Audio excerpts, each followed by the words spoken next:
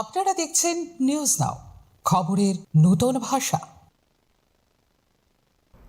Block প্রশাসনের কাজকর্মে ক্ষুব্ধ হয়ে বিক্ষোভে সামিল হলেন খোদ শাসক দলীয় পঞ্চায়েত প্রধানরা। ব্লকের ভেতরে ঢুকে ভিডিওর সামনেই চলল এক প্রস্ত ভাঙচুর। ঘটনাকে কেন্দ্র করে চরম উত্তেজনায় ছড়িয়ে পড়ে ত্রিপুরার অমরপুর ব্লক অফিসে। বিডিওর বিরুদ্ধে বিল আটকে রাখা এবং বিভিন্ন প্রকল্পের কাজ বন্ধ করে দেওয়ার অভিযোগে ব্লক অফিসে বিক্ষোভে ফেটে পড়লেন শাসক দলীয় পঞ্চায়েত প্রধানরা।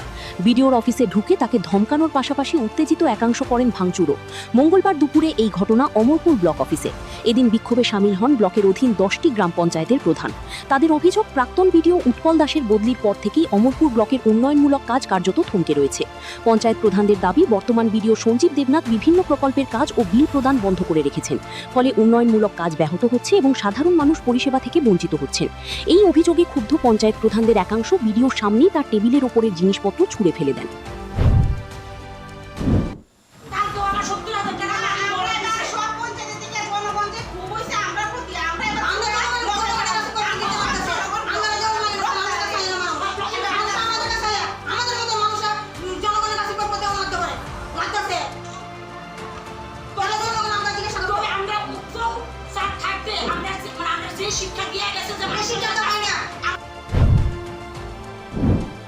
এই অভিযোগের সত্যতা স্বীকার করলেও এক্ষেত্রে নিজের দায়িত্ব অস্বীকার করেছেন বর্তমান বিডিও।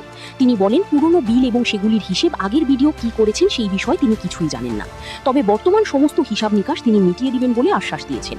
শাসক দলীয় পঞ্চায়েত প্রধানদের দ্বারা এইভাবে ব্লক অফিসে গিয়ে বিক্ষোভ দেখানোর ঘটনাকে কেন্দ্র করে রাজনৈতিক ও প্রশাসনিক মহলে ব্যাপক চাঞ্চল্যের সৃষ্টি হয়েছে। Bureau report, news now.